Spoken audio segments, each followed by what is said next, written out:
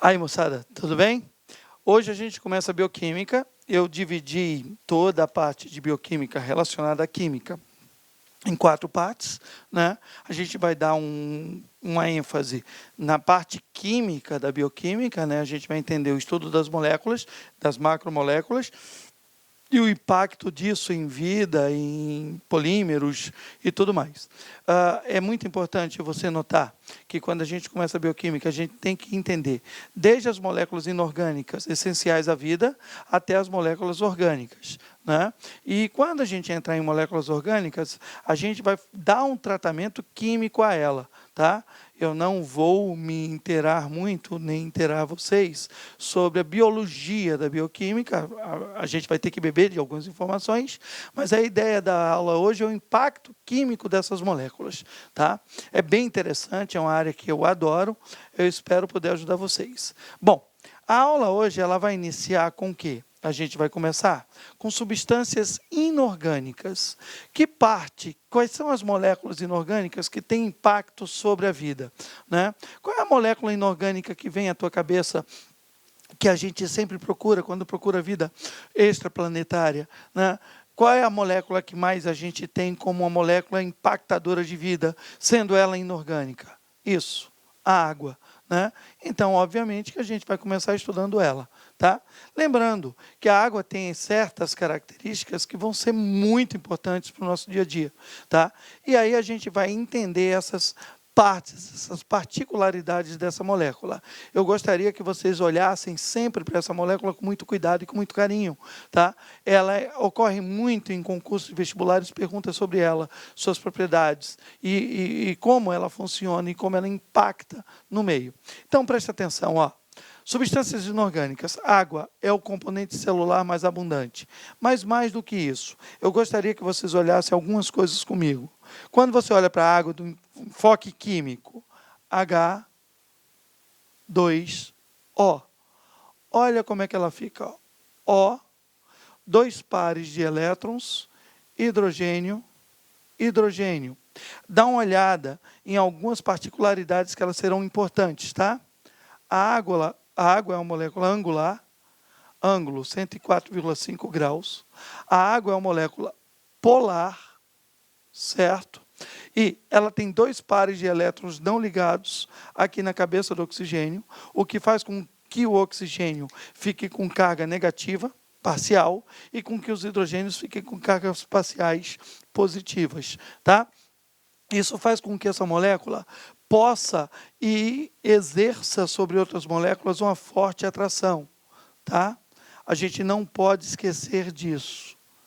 A água é uma molécula plana, angular, polar, como a gente já havia visto aqui em cima, tá? A água tem uma característica muito interessante. A água é o solvente de moléculas polares. Você não pode esquecer que semelhante dissolve semelhante, e se semelhante dissolve semelhante, e se a água é polar, ela vai dissolver substâncias polares. Então, se tu tiveres substâncias polares e quiseres dissolver ela, tu podes usar a água como solvente dessas substâncias, tá? Ela é um solvente potentíssimo e por isso a água é chamada de solvente universal. Não que ela seja sempre solvente, tá, moçada? Mas que, como ela é o mais comum dos solventes polares, ela recebe essa alcunha de solvente universal. Então, não esqueçamos dessas características químicas da água, porque são elas que vão determinar as características bioquímicas, tá? Então, lembrado isso, eu posso voltar para o slide para te mostrar algumas coisas. Olha só, quando a gente olha para a água, ela é o componente celular mais abundante. Quando tu pensares em árvore, 50% da árvore é de água. Imagina o que é isso. Quando tu pensares em seres animais não vegetais, de 65% a 75% da nossa composição é de água. Dá uma olhada na fruta, 85% dela, normalmente, de água. Tá? Então, o que a gente chama de substâncias orgânicas, substâncias geradoras de vida, na realidade, na sua composição, no mínimo, a metade vai ser de quê? De água. Tá? Vê como essa molécula, essa substância é importante, tá, para a vida.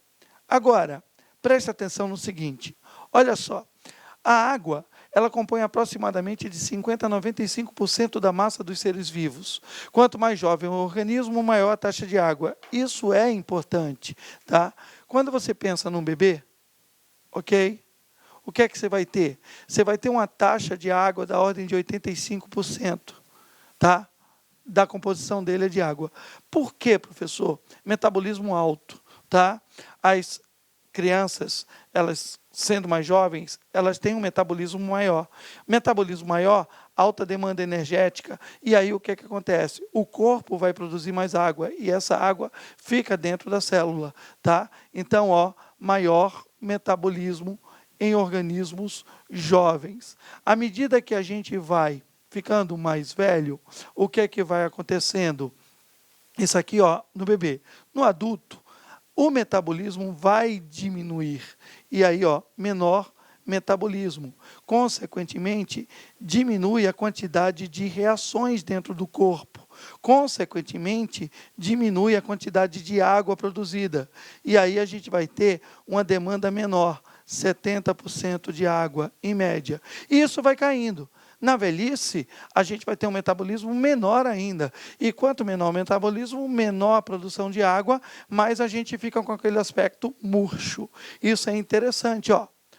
A água compõe aproximadamente de 50% a 95% da massa dos seres vivos, e quanto mais jovem o organismo, maior a taxa de água. Não te esquece disso, tá certo?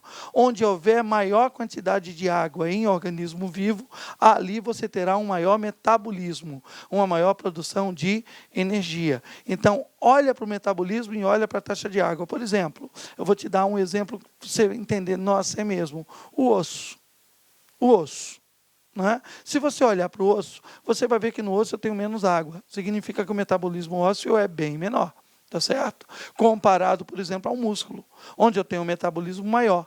Esse metabolismo maior faz com que lá eu tenha mais água. Faz esse link que é bem legal, que é para você não esquecer, tá?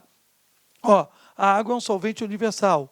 Grandes partes das reações químicas do metabolismo celular ocorrem na sua presença. Olha, de novo, ó, metabolismo celular, tá? Obtenção de energia.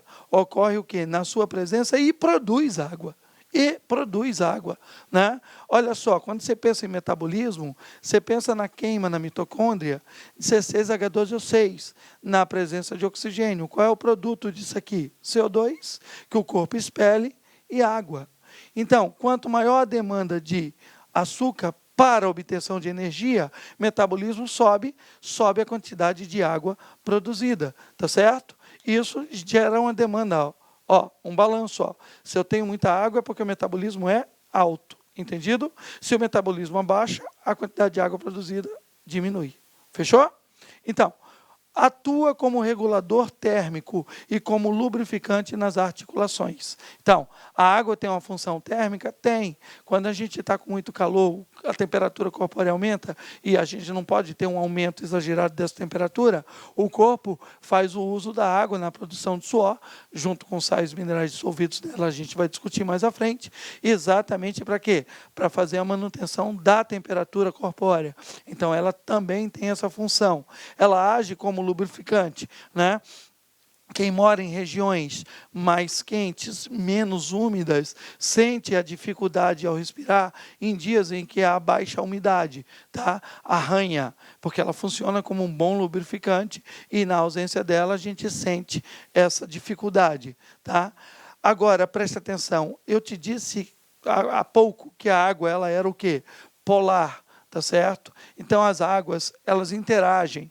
E ao interagir, olha que interessante, se eu tiver um vaso para que ela suba, olha o que vai acontecer.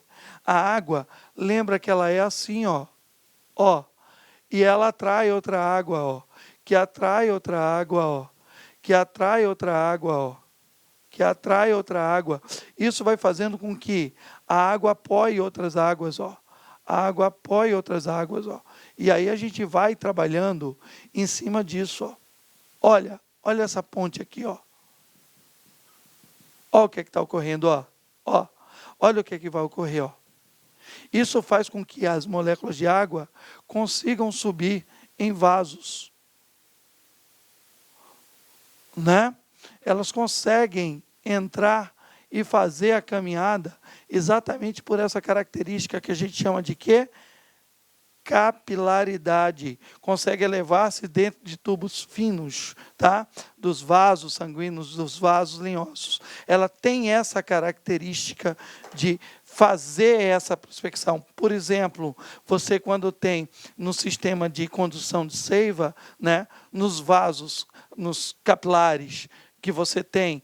Olá, meus amigos, minhas amigas, sou o professor Luiz Antônio de Carvalho e com muito prazer, muita satisfação, estou aqui para explicar para vocês o nosso projeto SEDUC Magistério, conhecimentos específicos para o cargo de professor focado em Química. É isso mesmo, nós aqui da La Concursos, nós elaboramos uma isolada, essa isolada top de linha que vai atender o seu concurso com certeza. Clique-claque.